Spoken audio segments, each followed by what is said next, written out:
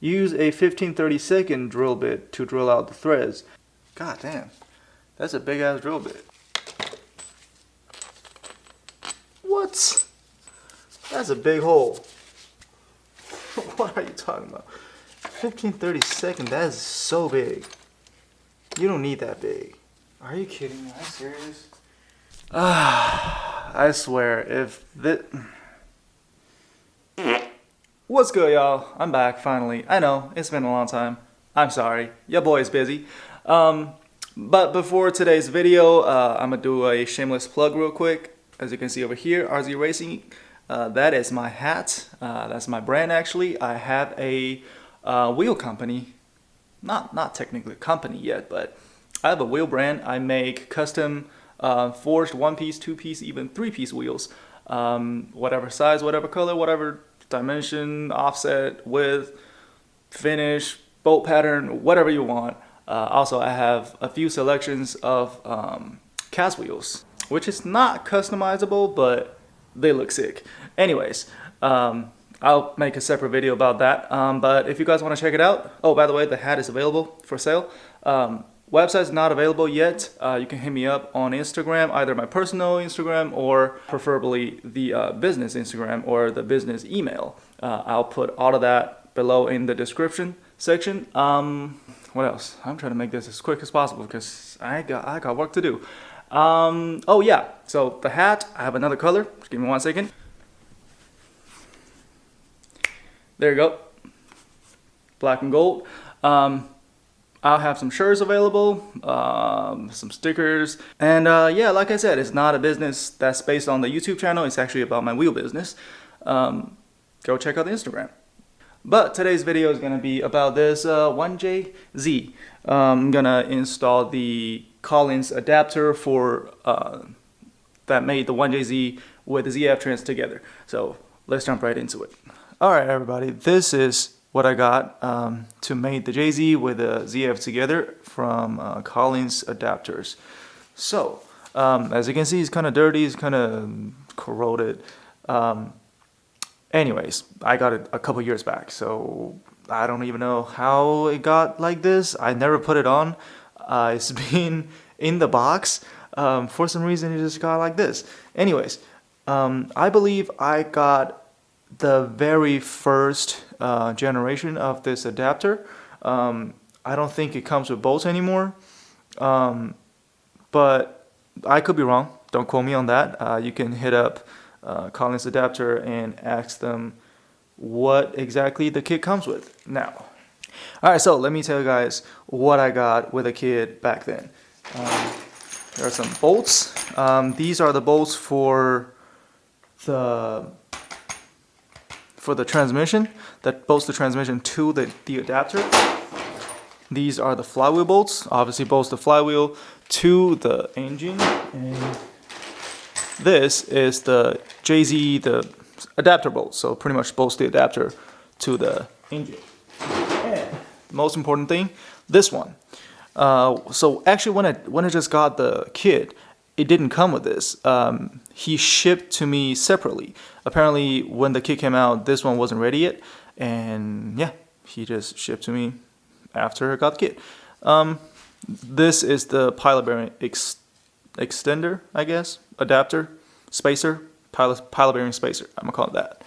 And obviously the plate, the adapter plate itself, and the big ass, I should beep it, and the big fat aluminum flywheel. It's actually, I don't know how much it weighs. More than 10 pounds, I'd say. Definitely more than 10 pounds. I think it's about 15 pounds. It's not too heavy. Obviously, you get the instruction. Now you can download it from their website as well. So this is what you get from the kit. Now let me show you guys what you need to complete this swap. Sort of a swap, not really. All right, now this is what you need to complete this swap. Actually, you don't need that. You can just use the stock one that you had. I'm pretty sure you have a clutch at this point. If you don't, well, you need a clutch. This is the excessive cross member for the transmission mount or whatever. Oh, well, this is the transmission mount actually. So you need this longer slotted. So you need this because it has a longer slot. Because of the plate, the entire transmission going to be pushed back towards the diff. So you need this longer slot to, be able to adjust it when it's get pushed back. Now, this is very important. If you have a JZ, 2JZ, or 1J actually. Wait, no. If you have a 1JZ, you know that it comes with a starter that has a cover on it. Let me see if I can find it. I'll show you. Okay, so this is the starter that comes with my 1JZ. As you can see, it has a cover. And this one is actually from a 2JZ, and it does not. So the reason that you need to change the starter is this part, this cover, will interfere with the transmission since, well, the transmission wasn't designed for the JZ. So according to Collins, you have to cut a hole on the bell housing in order to use this one. I don't really want to cut a hole, so I got a starter that's without a cover. Yeah, pretty cheap. You can get it from eBay for less than $100, I believe. So other than that, I bought the new pressure plate bolts, and obviously you need the torque wrench to torque everything down to spec. Now let's work. Okay, so what you guys are looking at right now is the backside of the 1JZ that I have. What we're gonna do is put the plate on it first, and then put the starter on, and then put the transmission on. Very simple. But once you put the plate on, you will notice a problem very soon, because this pipe actually will touch the plate. I'm gonna show you right now. So here's the plate. It's really easy to align it. You just need to find the starter position, and then align the dowel pin.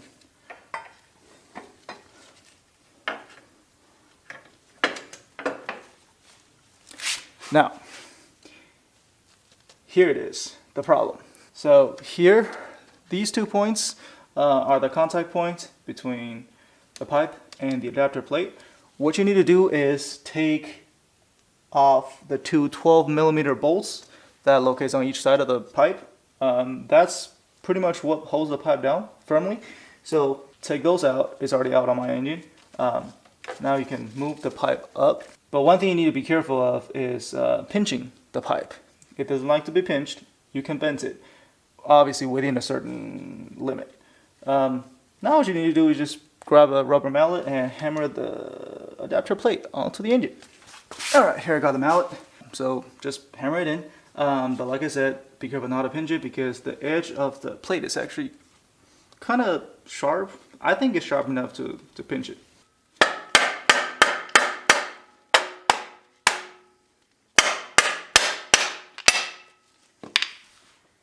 Yep.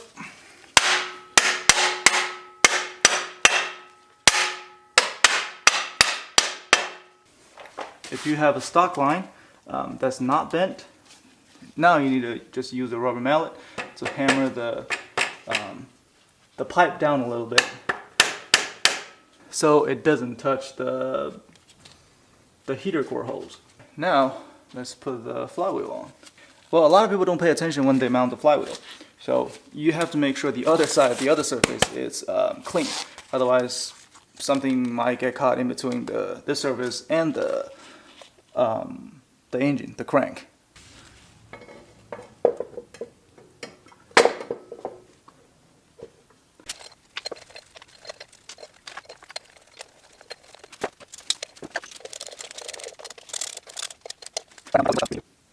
Now, with the entire flywheel sitting flush, we gotta remove these 4 bolts and Loctite it and then torque them down.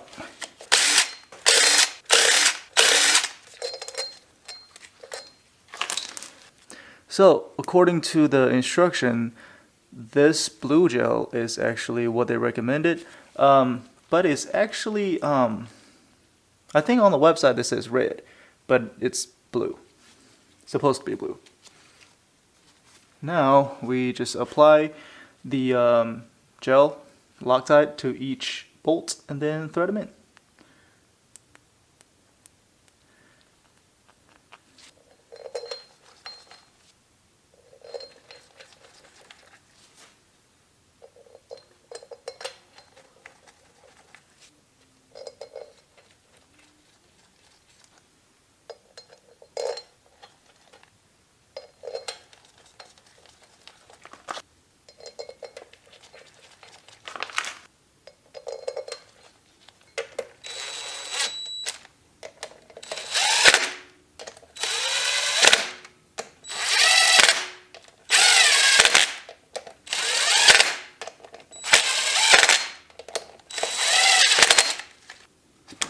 So according to the instruction, if you order the adapter and flywheel combo, torque the flywheel bolts to 56 foot-pounds in a stepping up the force using 20 foot-pounds increments, alternating and star pattern pretty much. Red Loctite the threads. Yeah, again, should be blue Loctites. I'm pretty sure because in the number 4 it says use red Loctite. Still says red. Use Loctite 242, which is the equivalent of this blue one, and the 242 is also blue. So, yeah, it's blue. Now we're doing 20 foot-pounds, and then one pass, and then increase to 40 foot-pounds, and then increase to 56 foot-pounds eventually.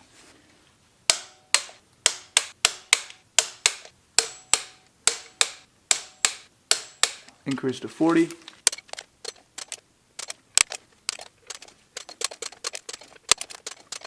Now, final step, 56. So 22 millimeter socket to the crank bolt, and then a long breaker bar.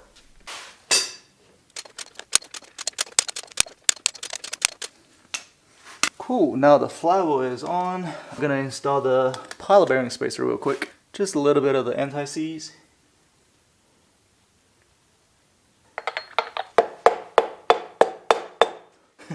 Not sure if I'm doing it right.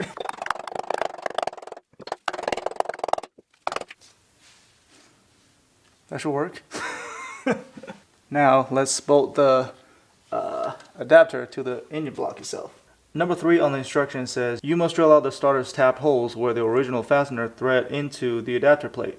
Use a 15/32 drill bit to drill out the threads.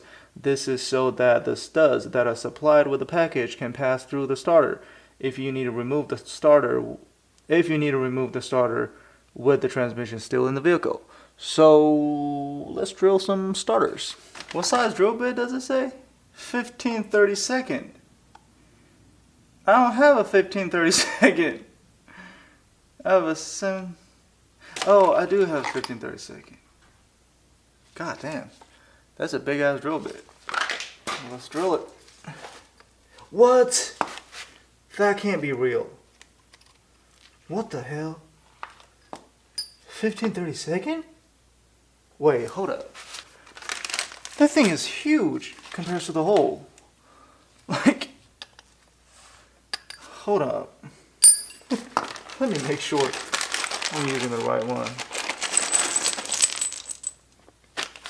Alright, you know what? Let's just bolt the plates to the engine first. Just so we can, don't have to worry about the rest of it. So, it comes with a few different kinds of bolts and a stud, double-sided threaded stud. Oh, not this one, this one. Okay, so the smallest one, biggest one, the longer smallest one. You use a a nut on one of the longer one, and then it comes with 2 studs. These 2 are for the starter, I believe, and 2 more nuts. Yeah. And as for the torque spec for these, I actually contact Collins since there's no torque spec specified on the instruction, and he told me between the adapter, for the adapter to the engine, follow the Toyota instruction, and for the transmission to the adapter, follow the BMW torque spec. Which makes sense, think about it. Okay, so apparently you need to Loctite everything pretty much. And yeah, well, let me Loctite everything first. Now, all the bolts are hand tightened, were placed onto the block. Let me tell you guys something. It took me forever to find the Toyota torque spec. I don't know why, I just couldn't find it, and I actually found it on a forum. It looks kind of makes sense, in a way, all the numbers and stuff, but I could never find an official torque spec for the transmission to the, RN54 or automatic transmission to the engine block. And I asked all my friends that has a ZF that made it with a JZ, they told me they just use an impact gun. They don't torque it down. So, So if you actually have an official source of the torque spec, please comment below. I'm curious to know if my number is right. Now, let me tell you my number. Okay, so here's what I found. For the JZ transmission, there are two, like I said, there are two different sizes of the bolts. For 14mm bolts, the torque spec is 29 foot-pounds, and for 17, the torque spec is 43 foot-pounds. And then I'll just tell you all the rest of the torque spec. For the ZF transmission to the adapter, the M8 bolts is 17 foot-pounds, M10 is 33, M12 is 54 foot-pounds. And then the mount, the transmission mount to the trans, the 10mm bolts is 31 foot-pounds, and the 8mm bolts is 15 foot-pounds. And then the cross member to the body, again, 10mm bolts is 31 foot-pounds, and 80mm bolts is 15 foot-pounds. Yeah, that's pretty much all you need to know. Now we're doing all the 17mm first because I think it's safer to torque the bigger bolts down than the smaller ones down first. Yeah.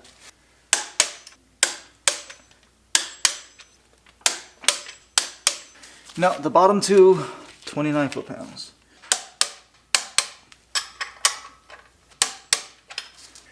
Okay, for the starter, what I'm thinking is, you see the stud? One side has less thread on the other side. I'm gonna put Loctite on this side because this side apparently threads into the adapter plate from the front, like this. Yeah, so I'm gonna Loctite this side and leave this side empty, well, clean, because yeah, just in case I have to take off the starter when the transmission is still attached. Yeah. Actually, no. I'm gonna leave it for later on because right now I need to drill the starter.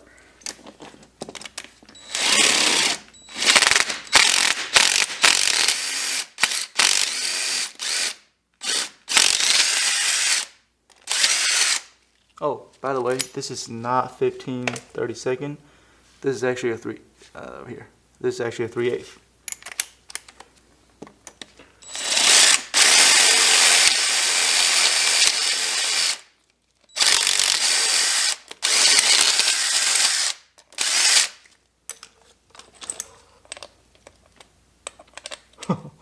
Yep, not enough. Now we're using the 15/32. Oh, okay, not a good idea.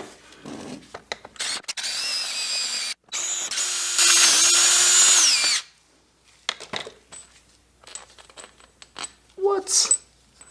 That's a big hole. What are you talking about? 15/32, that is so big. You don't need that big. Are you kidding me? Are you serious? 15/32. You don't need that big. I feel like 3/8. I feel like this side should be good enough.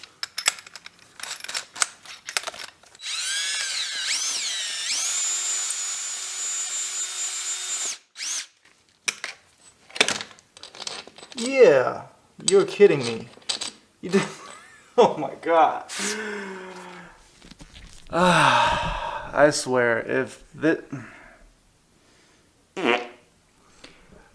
I swear, if this has engagement problem, I'm gonna be so pissed because the number.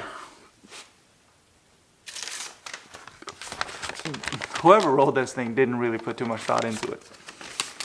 It says, literally says, use a 15/32 drill bit. Actually, let me tell you what size you actually need to use. It is a 25. Focus. 64th. This is the correct size. Not the 15/32. God. I knew I shouldn't have. I shouldn't believe him. Oh well. Now the problem is this hole is way too big and this hole is just right. Yeah, like I said, I hope it doesn't have an engagement problem. I'd be pissed. Anyways, let's put the damn starter on. God. install this. Why would you do that? Why did you... Come on, man. It's not that hard to do a couple different tries. Now imagine if you actually drilled those 2 holes with 15-30 seconds. The hole gonna be way too big. It's gonna be wobbly as hell. Anyways. Man, I'm still upset about it. I don't understand. And there's no way that they changed the hardware after they sold me, because that instruction came with a kit.